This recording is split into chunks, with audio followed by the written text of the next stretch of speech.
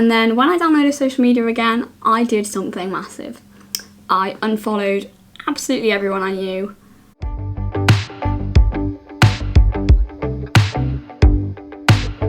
So I received a notification the other day that my screen time had gone down 61%.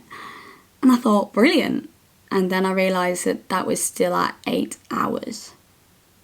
I don't understand what I'm doing. Like, where's time going? How am I spending so long on my phone?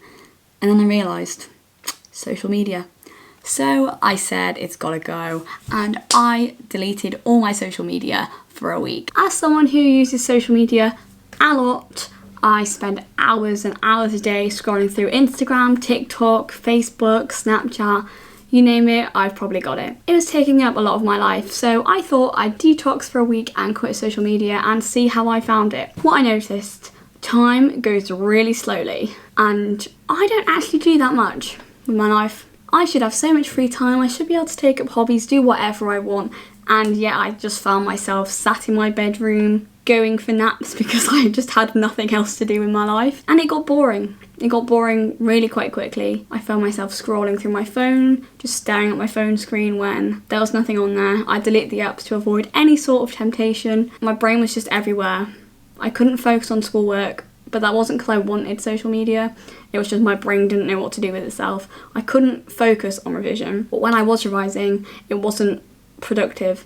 You may think, yes, you had 3 hours rather than your usual 45 minutes if I was on social media for the rest of that time. But when I was revising, it wasn't as good as it usually was. I needed social media. I needed it as a break and an escape. I found that I wasn't connecting with people, but obviously I wasn't because I wouldn't have them to Snapchat and people didn't text me. I went and got a couple of people's numbers before I left so I could talk to them, and I had a couple of nice conversations, so that was nice. As the week went on, I started to go out and I did meet up with a couple of people in person, so that was really nice. Social media can be quite toxic and you spend a lot of your time comparing yourself to others, and unfortunately this had actually got into my non-social media life, my real life.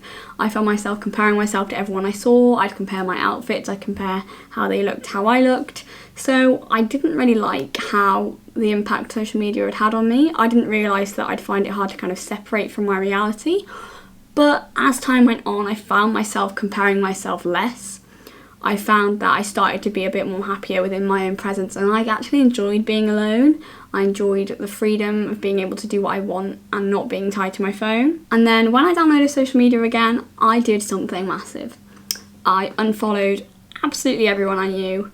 They either weren't helping me or I knew they were they post and edit their photos, and there's nothing wrong with that, but I didn't want to have that as what I saw. So I follow a lot of people's private or spam accounts because they aren't putting out any fake image. They're literally just posting their face how they are, and they'll post it. They'll post their feelings, they'll post whatever.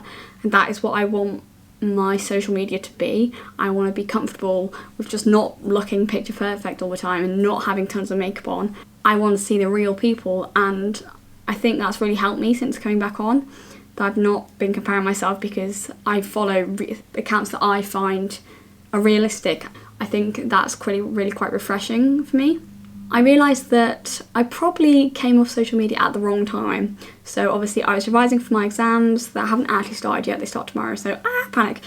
I really kind of needed the break because all I had to do was work. And I don't read, so I didn't have any books to read. I don't really do anything with my life, which is quite apparent when I found out that when I don't have my phone, I'm literally just like a potato, like I just exist, like nothing happens. Time went quicker as the week got on. I remember it being like Tuesday and someone was like, oh, we're gonna do this, and I was like, oh, it's Tuesday already. Like I'd started on the Thursday and I was like, oh, like it's been 5 days already. And at the weekend I was very busy with my family, and that really helped because I didn't even feel the need to go on my phone. I love those days when I'm going out somewhere and I don't even want to look at my phone. I'm so involved in what's going on that I don't even need to check Instagram. I don't need to go on Twitter. Like, I'm just living in the moment, and I really enjoy days like that. When I downloaded social media again, I wasn't as excited. There really wasn't anything happening, and I didn't miss much.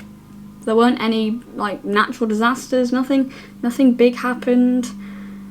Life just went on and nothing had really changed, and I found it really strange. I kind of almost expected, it's kind of like you go to school all your life, you miss one day, and in that one day all the drama happens, and you're like, oh my god, like, why was I ill on that day? Like, I missed so much drama, when things just work out weirdly like that. But nothing had happened. I'd missed a week and not much had changed.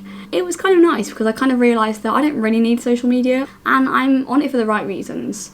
So either I follow accounts that I think help me, or for example my TikTok for you page, I kind of try and edit it.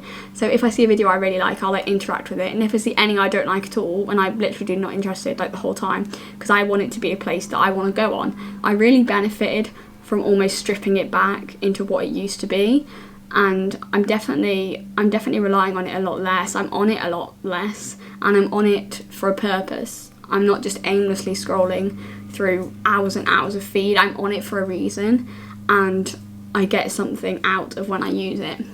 I really would recommend just taking even just a couple of days off. Like, I've seen loads of videos, people quitting social media for good, people quitting social media for months and months. I couldn't do that, and people might think, oh my god, you're such like a teenager, always on your phone, always on social media. Like, yeah, and that is me, and I'm not gonna pretend it isn't. But a week could be like, oh, it's only a week, but I learned a lot about myself in that week. I'm quite strict on myself, and I didn't realise how much quitting social media was on my brain.